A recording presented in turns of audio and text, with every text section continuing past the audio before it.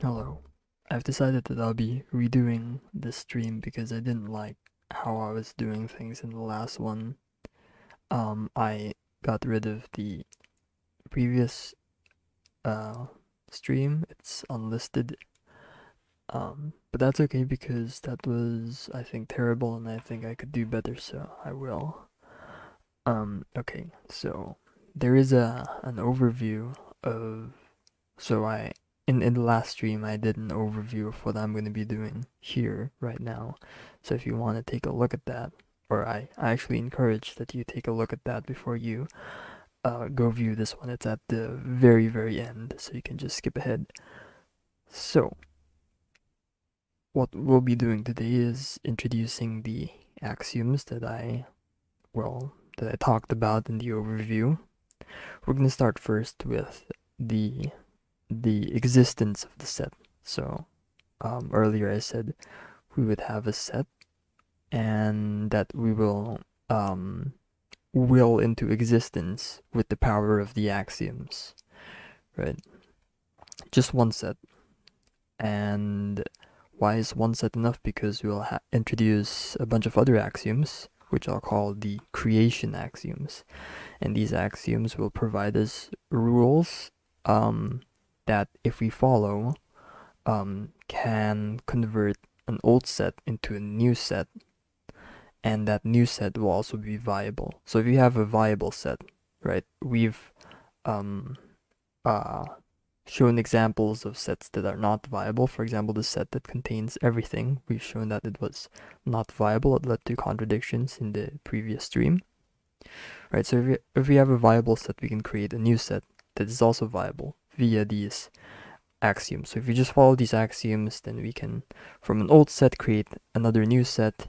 And there are multiple of these, so you can get creative, right? You can apply this axiom, and then you can apply this axiom, and then you get a new set, and then it just creates this huge web.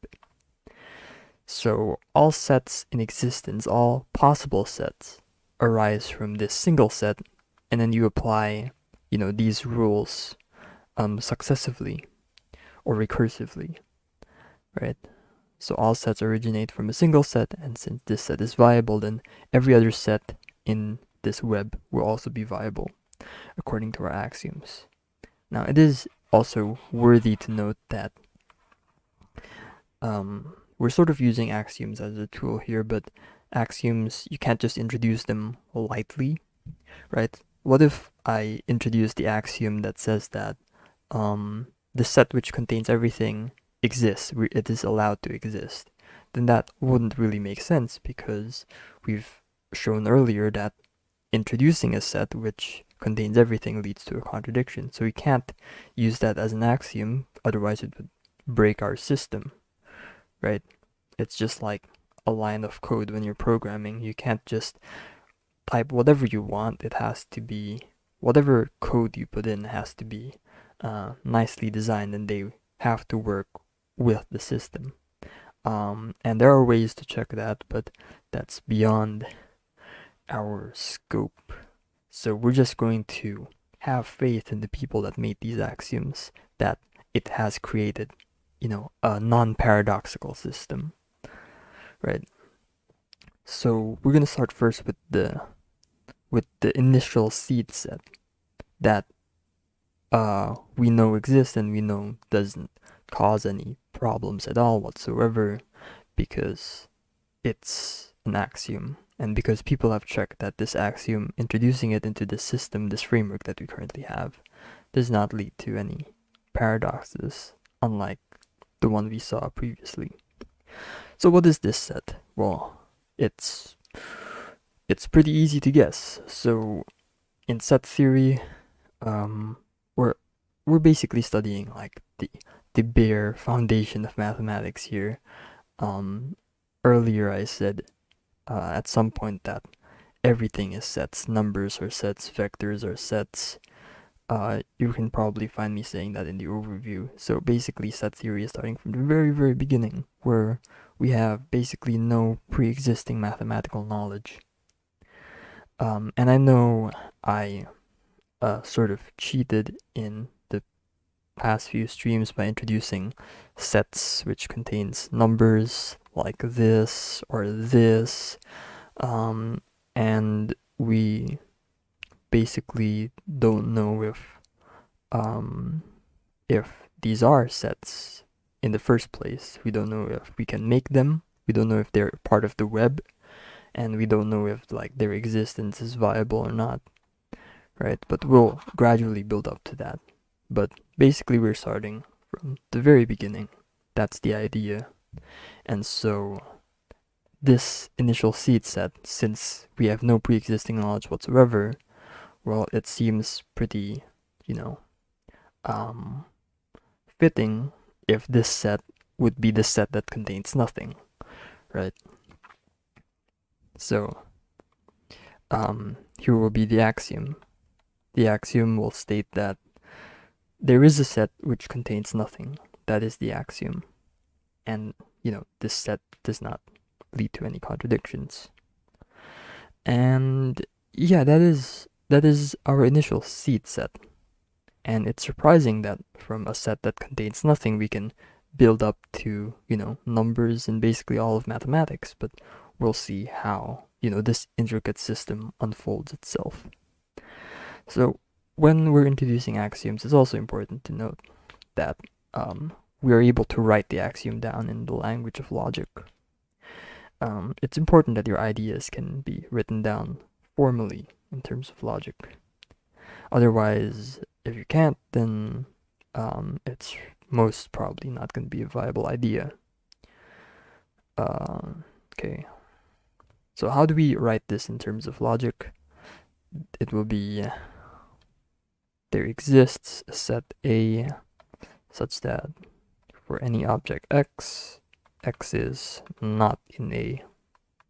Right? There exists a set such that any object is not contained in A. So this set contains nothing. Now, when we're writing variables like these, it's important to note that every object is a set when we're dealing with set theory here. And so when I say there exists A, then I'm talking about a set. I'm assuming that A is a set. So there exists a set A such that I say object over here just for it to make more sense, because it's weird about talking about sets that contain sets, although it is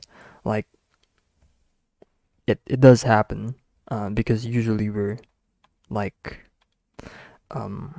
familiar with the idea that sets contain numbers, but it turns out that numbers are sets if you look at it at a very deeper level. So in actuality, sets contain sets, right?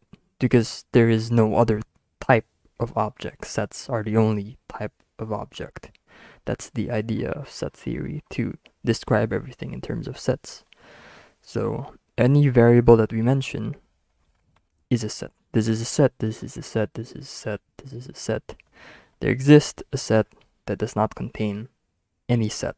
And since set is the only type of object, this set A will contain nothing. Alright, so that's the axiom. And so we have one set that we know exists, A, right? It's a bit barren so far. There's only one set, and that's not fun to play around with, but we'll soon introduce many other types of sets with the creation axioms by utilizing them. But first, let's take note of one thing. This existence quantifier, symbol over here, it essentially means there exists at least one, right? So there could be, multiple sets that don't contain anything, right? And we could have, we could have something like this instead, where we have multiple initial seed sets, but that is not the case, because there is only one unique set that does not contain anything. And we have to prove that fact, because the axiom states that there could potentially be multiple, but it turns out that there's only one. And we can extract that information by, being a bit smart with our arguments. So how are we going to prove that fact? Okay. Well, let's do this with proof by contradiction, and we're going to use the usual Sal and Quan dialogue in between them, or the game that they play between each other. So you have Sal over here that what he does is he will assert that there exists two different sets that contain nothing. Okay, so he says, okay, I have found two sets A and B. They're different, so I'm gonna portray that or assert that formally. Jesus, how do you say it? Like in formulaically.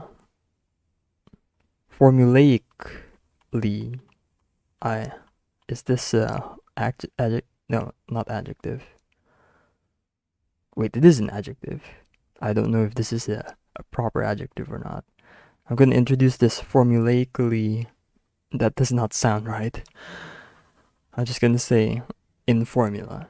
He's going to introduce it in the formula that with this statement over here, A is not equal to B.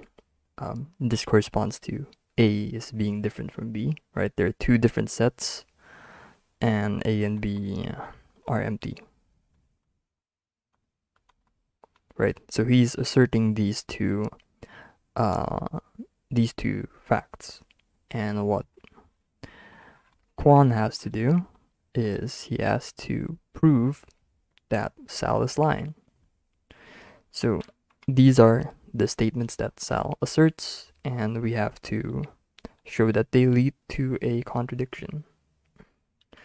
So how are we going to do that? Well,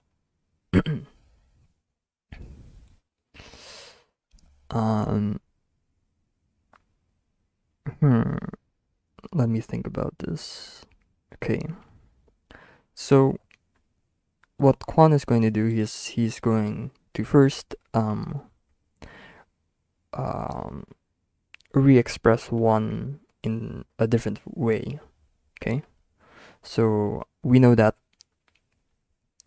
A is equivalent to B is the same thing as saying that A is a subset of B and B is a subset of A. This is the axiom of extensionality, I think, which is in the first stream.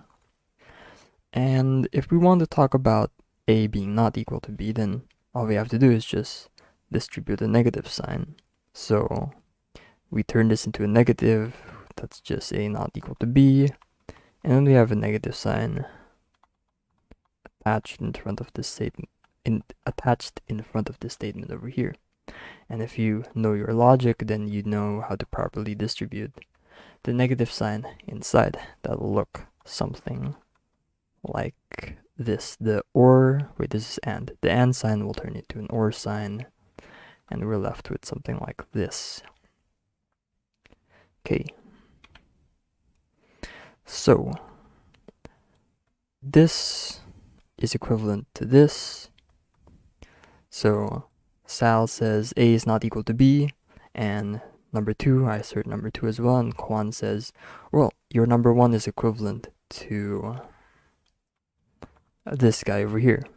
And okay, Quan agrees. No, Sal agrees with, I should name these so I don't get confused myself. So okay, Sal agrees, yes, my point number 1 is equivalent to this thing that you say over here. Okay, so A is not a subset of B, or B is not a subset of A. One of these is true, right? That's what you're saying, right? Quan says, okay, that's what you're saying, Sal. Okay, that one of these is true. Okay, so tell me which one. And Sal has to give an answer, right? Because he's asserting that one of them is true, because this is equivalent to that, and number 1 is what he's asserting, so indirectly he's also asserting this statement over here. So he's asserting that either one of them is true. Quan asks, okay, so which one? Tell me. And Sal can lie, Sal can tell the truth. Either way, he is doomed because all roads lead to contradiction, as we will see. So Sal has to pick one. He can't say, oh, both of them are false, both of them are false. He can't, because from his own words, right, either one of them is true. So he has to pick one. And let's say he makes the choice A is not equal, A is not a subset of B. Let's say he makes this choice. He says, yeah, the first one is true. Let's see what that leads to. Okay, so again, we'll reformulate this in a way that's better, that we can better understand. If A is a subset of B is equivalent to the fact that anything in A is also going to be contained in B. If we take, the negative of that, then, well, the quantifier will flip. It'll turn into exist instead, and the proposition of the statement over here will also turn negative. So this is what we'll have. So we'll just replace this with that, and we'll get this. So Sal is saying that either one of these is true, and if he asserts that the first one is true, then that'll be equivalent to Sal asserting this statement over here, right? But this is the contradiction. So Sal is asserting 1, which indirectly means this guy over here. So he's saying that there exists something inside of A such that blah blah blah blah blah. Okay, but that contradicts with 2 because A and B are empty. Well, the B part is not important, so A is empty. That's what he's saying. And he's also saying simultaneously that there is an object in A which satisfies some property. And that can't be true because A is empty. There can be no object inside of it satisfying such and such and such because there is nothing in A, right? There can't exist an object in A. So that's a contradiction. And then that's what Quan says, that's what Quan explains to Sal, and Sal's like, oh, crap.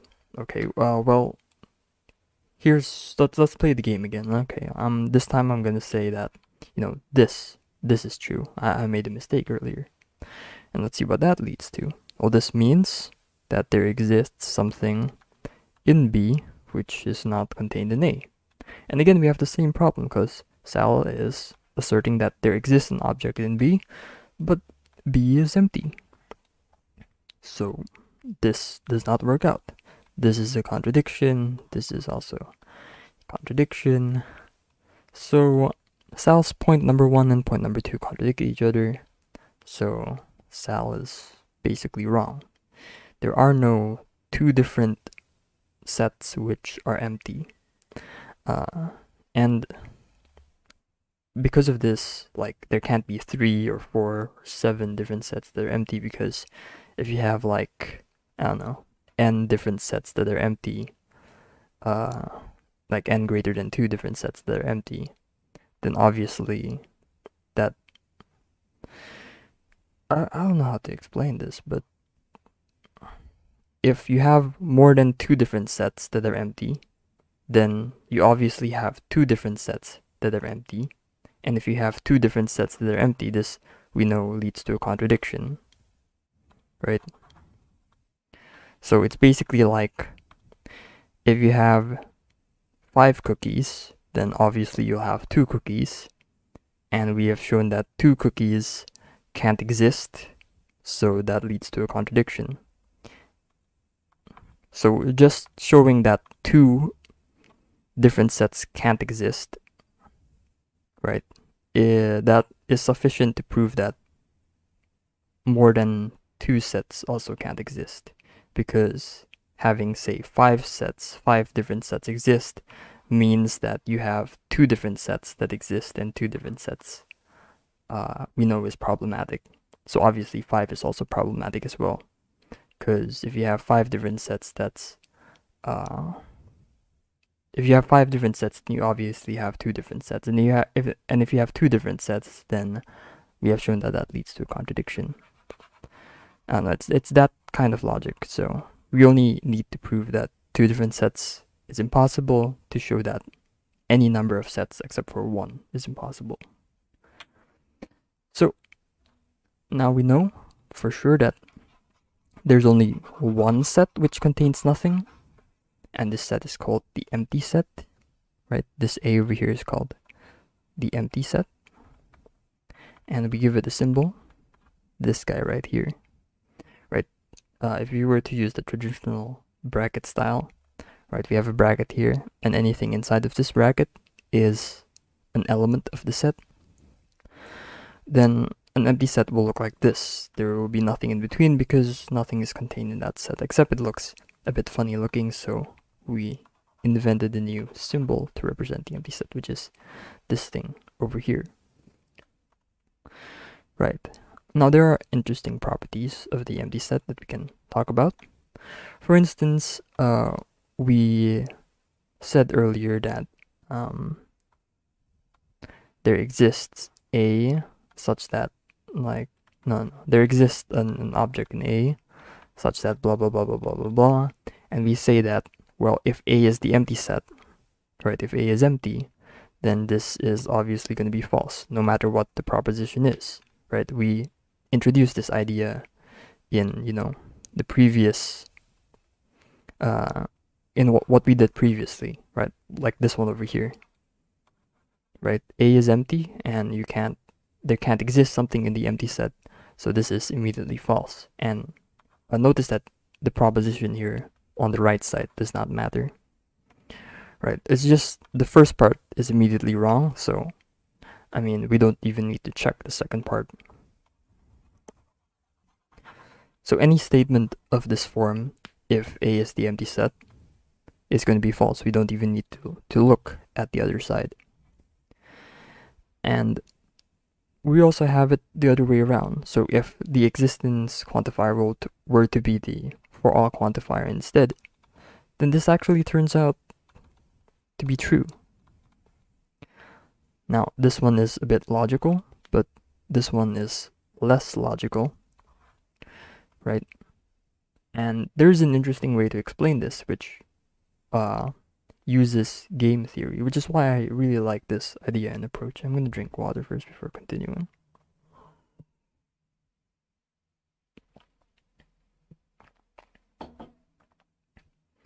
Right, so let's say we're going to prove this formula over here with game theory. How would that work?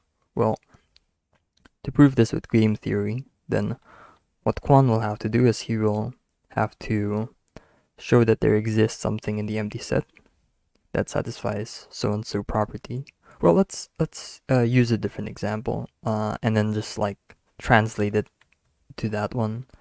So a more typical example would be there exists, say, a number, a natural number, that is, less than 2, right? This example is more easy to imagine. And how would Kwon solve that? How would Kwon prove this statement? All he has to do is he has to pick a natural number, and he has to check that it is less than 2, and then he gives the result back to Sal, and he says, well, Sal, I have found a number that is less than 2, so, this formula, it has to be correct. So how can Kwon accomplish that? He can just pick the number 1, right? 1 is a natural number, and 1 is less than 2, and he gives it to Sal, and Sal's like, oh, yeah, okay, so there does exist a number that is less than 2. Kwon has shown me that number, so, okay, yeah, I guess this formula is true then. So that's what Kwon has to do. But now imagine that we're not talking about the natural numbers, we're just talking about the empty set. So this formula below over here. So what Kwon has to do is he has to pick something from the empty set, and he has to show that, or check that this formula, whatever on the right side, is true, and then he has to give the result back to Sal. But Kwon is just stuck here. He can't make a move, right? He can't pick something from the empty set because there's nothing in the empty set. So Kwon is just lost immediately. He can't make a move. He just loses, right? And it doesn't matter what the formula is. It can be really nonsensical, and Kwon will still lose, right? Because we didn't even need to reach this part He just loses in the first phase of the game. So that's the reasoning in a game theoretic style. Now, we're going to talk about this one over here. Now, how will this translate into a game? Well, for example, if this were like this thing over here, which essentially means A is a subset of B, how the game will proceed is Sal will choose an object from A, and he has to give it to Quan, and Quan has to show that it is inside B. And, we can replay this as many times as we want. As long as Quan, we can show, has a 100% win rate to win this game, then this formula holds true. Right, so no matter what object Sal picks, Quan can show that it is in B. Therefore, this means that every object in A is in B. So A is a subset of B. But let's say this is the empty set. And the formula over here doesn't matter, so it's just the same thing that we have over here. How will the game be played? Well, Sal will have to choose something from the empty set, and then Quan will have to show that it satisfies so-and-so property. But Sal can't make a move because he can't choose something from the empty set, right? So if Sal can't make a move, then he's just lost over here. And so Quan will win the game. And we know that Quan is the one that corresponds to true, and Sal is the one that corresponds to false, right? Like before, when we were doing the dialogue, like Sal is the one that's saying, the false statement, and Quan has to show that what Sal is saying is false. So Sal is basically on the side of the falsehood, and Quan is on the side of the truthhood. Whenever Sal wins, the formula is false. Whenever Quan wins, the formula is true. And that's how, I designed it to be, because, the name of these characters doesn't matter. It can be player A, player B, but and we can switch them around with no difference. It's just names. But that's how I designed it to be. Sal is on the side of falsehood, Quan is on the side of truthhood, and that will be how it is for the rest of this, however many streams this takes to explain set theory. So this statement over here, or not the statement, this idea over here is called vacuous truth, and you can search it up if you want to. You can maybe also find a more traditional explanation, because I explained it in a game theoretic way. So you can also get an actual explanation that does not involve very funky out of field stuff, if you prefer. But yeah, this has very interesting implications.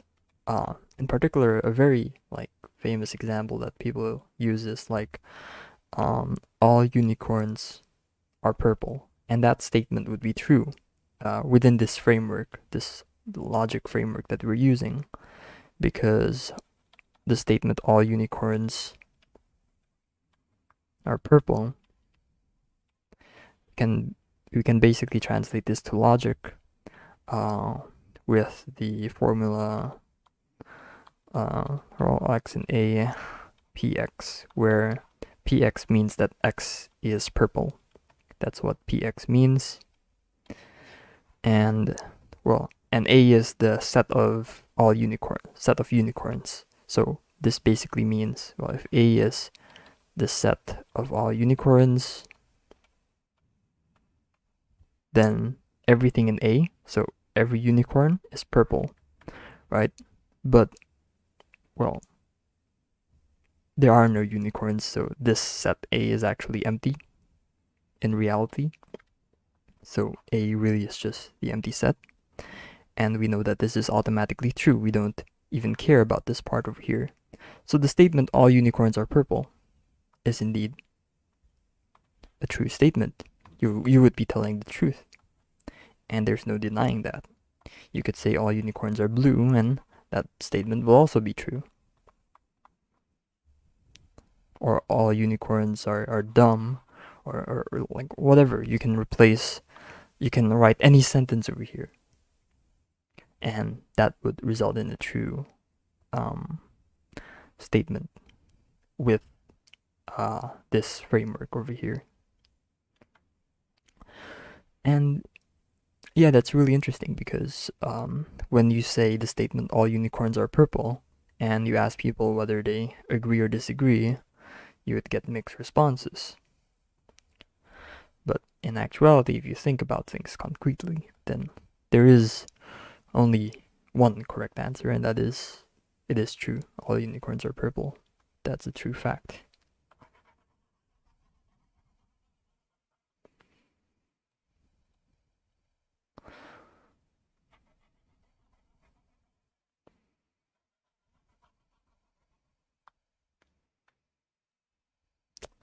Right, so we're done introducing the empty set. So now it's time to introduce the rest of the axioms, the creation axioms. Actually, there is one thing that I would like to talk about before that, and that is the statement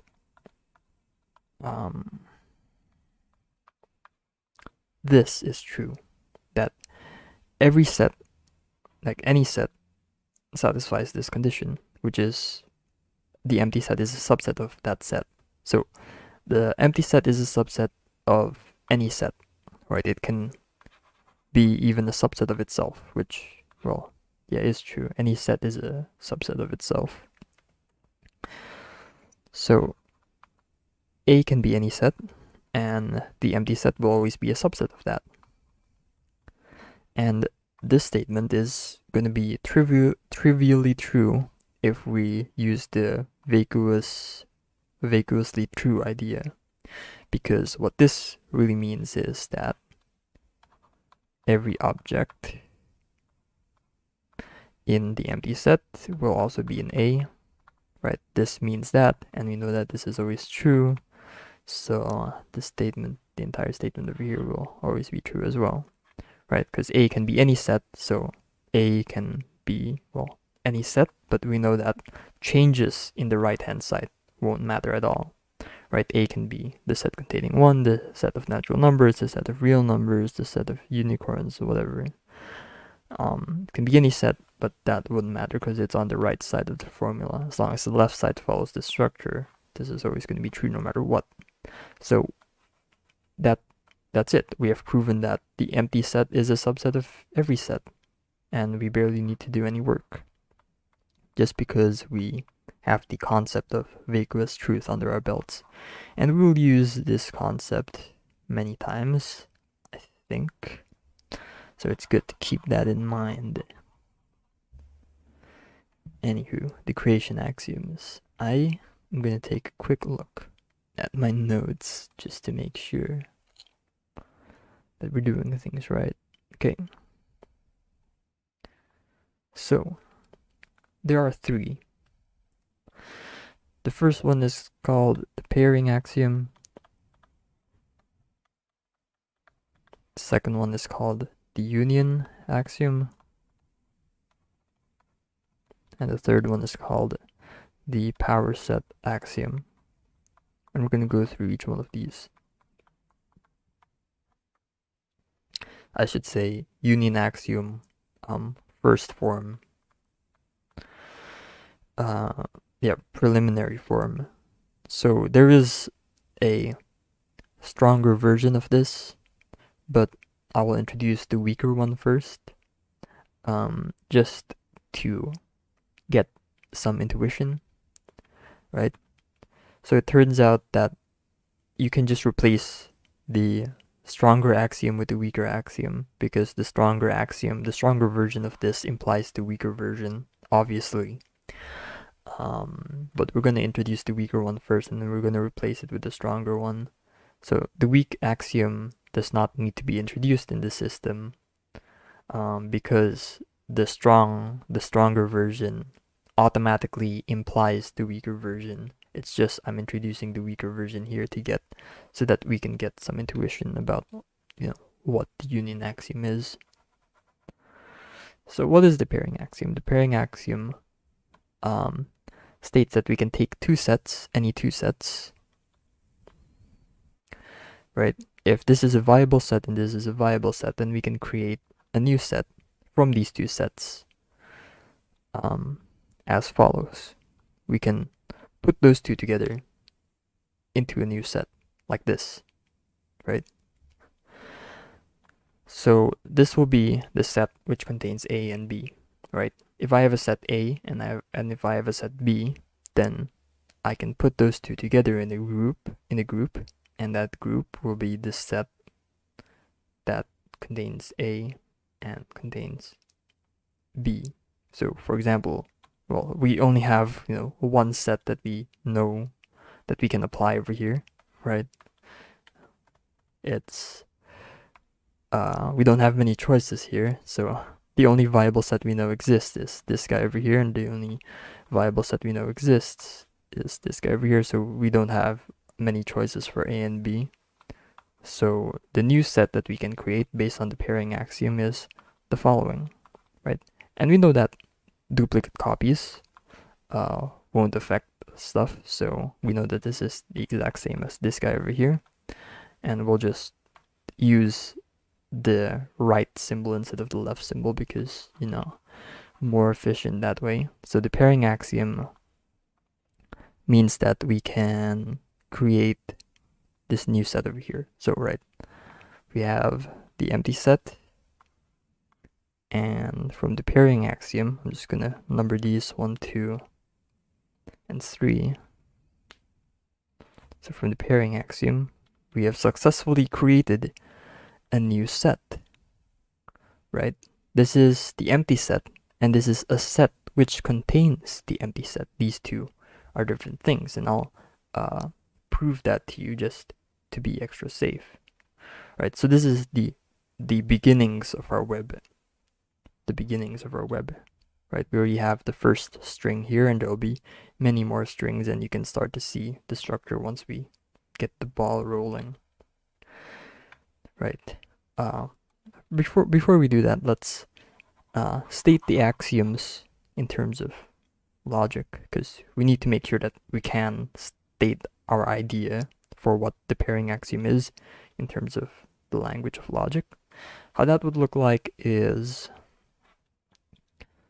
for any two sets A and B, right, there will exist another set C, and this set will satisfy the following.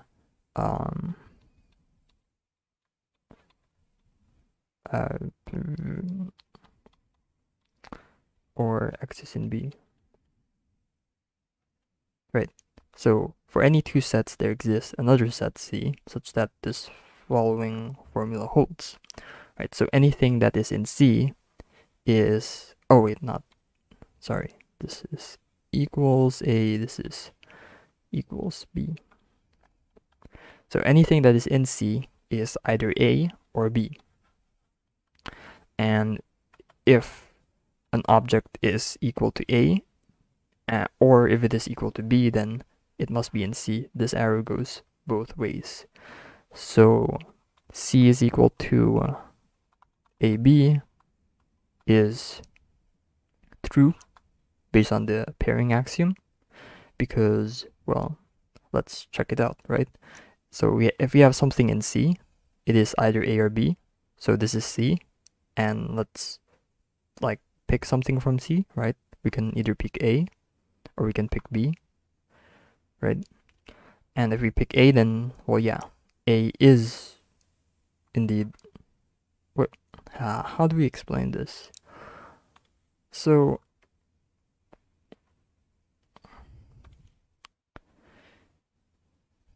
this is how we write it in terms of a formula, in terms of the language of logic.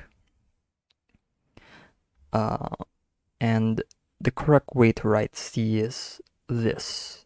this way of writing C is consistent with the formula that we have over here, and we can check that by just analyzing things, right? So let's analyze the first direction, which is left to right. So an object that is in C is either A or B, and that is true, because what is an object in C? An object in C is either A or B, right? If you pick an object from C, it's going to be either A or it's going to be either B, right? So picking an object from C, then that object is either A or either B, right? Next, from right to left, let's look at that direction, right? We could have an object X, and if it is equal to A, then A will be in C, because, well, X is A. So this is the same thing as saying A is in C, which it is. A is in C. Or you could have, alternatively, an object that is equal to B. And if that condition holds, then B would be in C, which we also find to be true. So both arrows are consistent with the statement that C is equal to the set which contains A and B. Right, this is a way of representing the formula above, right? For any two sets A, B, there exists a set that can be represented by this thing over here, and it's consistent with the axiom that we state.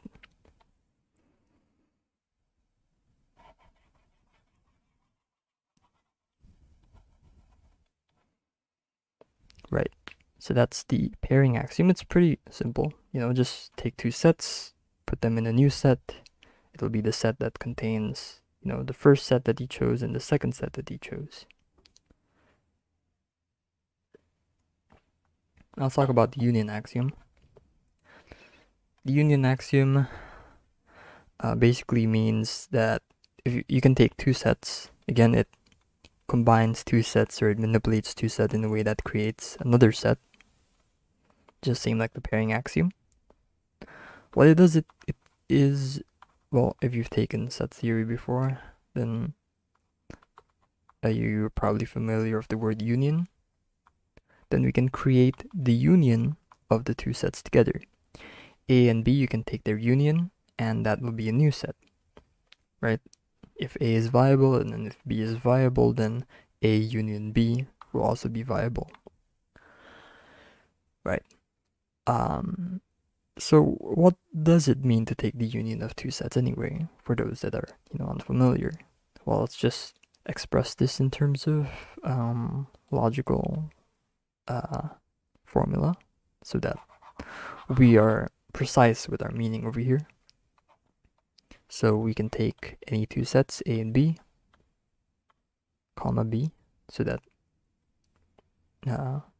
we don't confuse if A and B are two separate objects or if it's one object.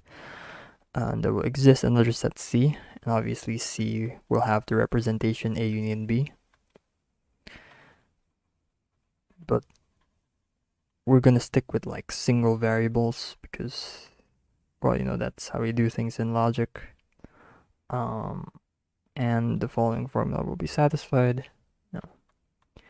X will be in C if and only if X is in A or X is in B.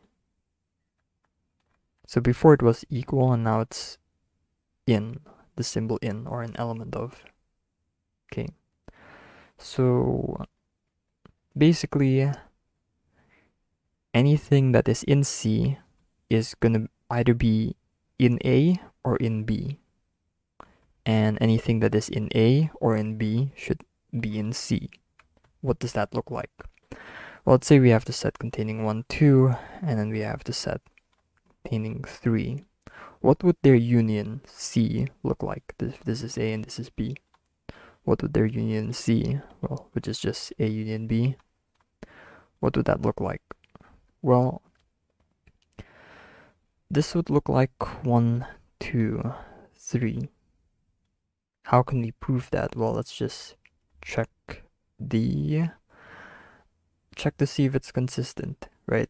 So if something is in C, then it is either in A or in B, right? So let's check each element of C to see if that statement holds.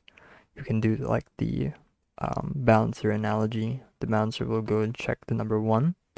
All right, 1, you're in C, which means that either of these has to be true, right? You have to be either an element of A or an element of B.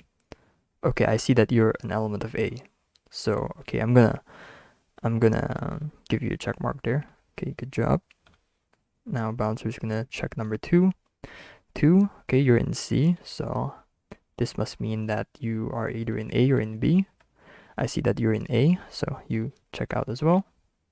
Number 3, I see that you are in B, and that checks out, so I'm going to give you a check mark there. Okay, so that's one arrow done. Now we check the other arrow. So if something is in A or it's in B, then it must be in C, right? So the officer will now look at A, right? So he'll, choose something from A, right? 1. Okay, I see that you're in A, which must mean that you're in C, right? Because we're going the other way around. So are you in C? Yes, you are in C. Okay, that's good. Now I'm gonna check your neighbor over here, number 2, right? That you also satisfy this. Number 2, you're in A, so you satisfy this, which means that I need to check that you satisfy this as well.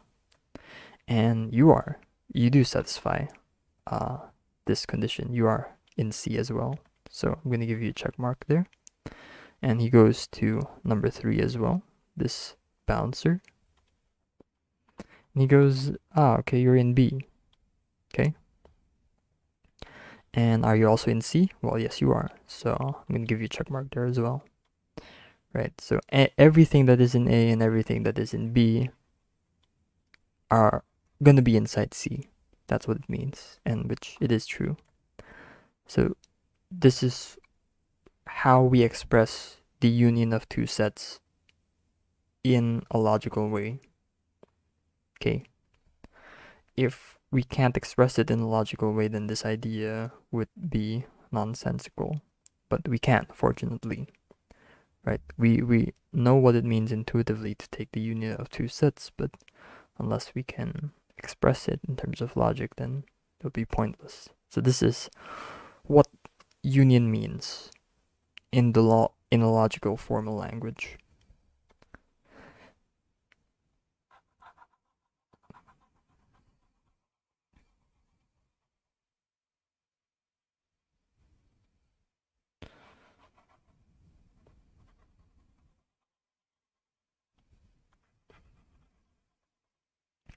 Right, let's move on to the third one.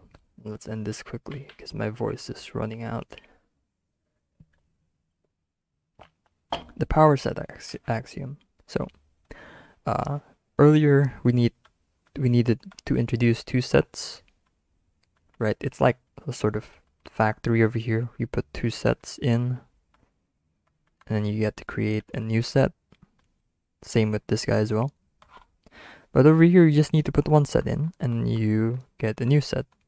It only requires one input, right? So there are 3 factories. 2 of them require 2 sets to produce a new one. This third factory only requires 1 set to produce a new one. It says that if you have a set A, right, if A is a viable set, then the power set of A, which has this formula over here, this symbol over here, is also a viable set. Now, what is the power set of A? Well, the power set of A is the set which contains all the subsets of A. So how we write that in terms of a formula is, let's see, for any set A, there exists another set B, which, well, is the power set of A. That's the representation for B, the proper representation. That satisfies, well, X is in B if and only if X is a subset of A. Right. So anything that is in B is a subset of A. Any subset of A is in B. So B contains, well, all the subsets of A. What are some examples? Well, let's take the set containing 1, 2, and 3, for example. Again, this is not a viable set because we don't know that yet. We haven't defined numbers in terms of set, but I'm just going to introduce it here for sake of simplicity. Well, what would the power set of A be? Well, first we have to determine all the subsets of A, and then we got to put them all in this giant set over here. So what is a subset of A? Well, we have shown already that, the empty set is a subset of A. The empty set is a subset of any set. So the empty set is a subset of A, so the empty set is part of the power set. What else is a subset of A? We'll notice that the set containing 1 is also a subset of A, right? Because anything inside this set is also going to be inside this set. That's what it means to be a subset. So what are the objects here? The objects here is 1. Is 1 inside this set? Yes, it is. So the set containing 1 is a subset of A. Again, if you replace it with 2, this is also true, right? Because 2 is in A. And if you replace it with 3, this is also true. Right, 3 is a subset of A, right? Because any object in here is also inside of here, right? 3 is an object inside of this set, and 3 is inside of the set on the right-hand side. So, aside from 1, we could also have 2 and 3. Notice that A is a subset of itself, right? Any object inside of A is also going to be inside of A. That's just, a trivially true statement. Trivially true statement. Any set is a subset of itself because any set contains, its own elements. So if you translate that in terms of, the formal definition, obviously anything that is in A will be contained in A. This is always going to be true, just no matter what. So any subset is a subset. Any set is a subset of itself. So we could put A in there as well. But we're not finished there. There's also the set 1, 2. 1, 2 is a subset of A. Right, and you can check that easily. 1, 3 is a subset of A. Now 3, 2 is a subset of A. And is that everything? Let's see. 1, 2, 3, 4, 5, 6, 7, 8. And that is everything. So in the future, we're going to see that if A contains n elements, right, in this case 3, then P of A contains 2 to the power of n elements, right? So 2 to the power of 3, which is 8 in our case, which we do have all 8, and we'll understand why that is at some point. But this is the power set of A. It is the set that contains, all of these guys.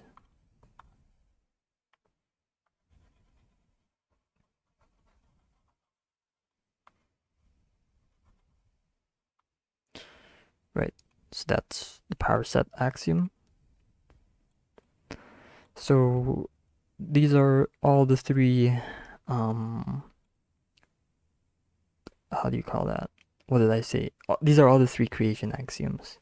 And from these 3 axioms, we can generate our web with. So let's play around with the web a bit more just to see what it would look like. So we have the first branch of the web. What we can do is we can take, I sort of need to show that these 2 things are different sets, because it would be pointless if it generates a new set, but that set turns out to be the same thing as the one we put in, right? We could put sets in here like A and then B, and it could just generate A again, right? And it'll be pretty useless because then our web will consist of all the exact same set. So let's first make sure that our web like creates new sets, right?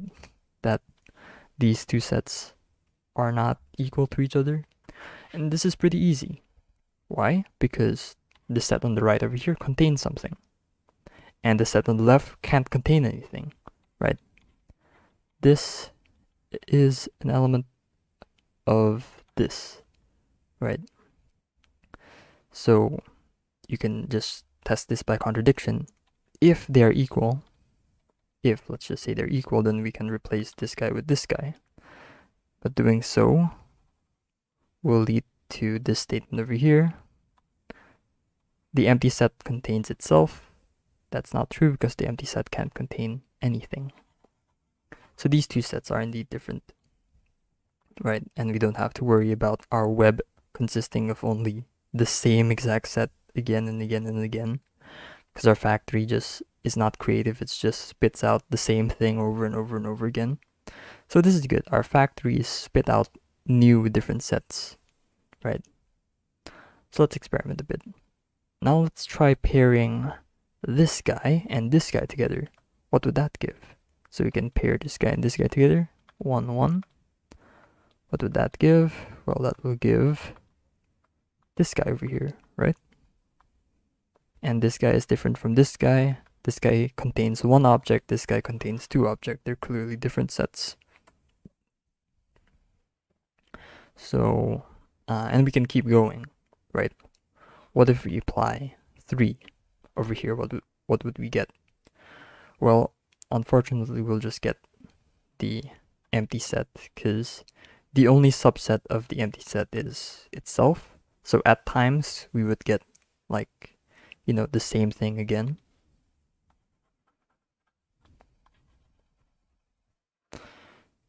Right, so 3 actually just loops around. What if we were to take the power set of this guy over here? That would actually give us this same thing. So we can have, you know, different webs that using different axioms that sort of lead to each other as well. Why is the power set of this guy equal to that? Well, think about it. What are the subsets of this set? Well, we know that the empty set is a subset of it because automatically that is a given, right? We also know that it's a subset of itself. That's also automatic. So there's always going to be two elements in a power set: the empty set and, you know, the set itself. So those two are automatically going to be in the power set. Well, except for this example over here, because we have the empty set and then we have, you know, the empty set again, because this set we're taking the power set of is the empty set. So the two objects is actually the same object, so that's why it just returns to itself. And in this case, it also fits with the 2n formula because this contains one object. So the power set will contain two objects, which is this and this guy, right? So that checks out as well. We don't need to check for other potential subsets. Those are the only two. So yeah, so we know that this set is viable. We can either obtain it through, you know, just applying the pairing axiom multiple times, or we can combine the pairing axiom with the power set axiom. So we can take this route to obtain this set, or we can just use the pairing axiom twice in order to get this set, right? And then you can web out, like you can take the power set of this, you can pair this guy with this guy, and you can just keep going and going and going, and you'll get, you know, just an extensive web. So now we know that sets exist and that there are multiple of them, infinite in fact, because this web is just going to keep growing and expanding. And at some point in the web, you'll encounter numbers and all sorts of interesting stuff at some point in the web. which is what we'll be working towards, but not now. Alright, that's gonna be it. See you next time.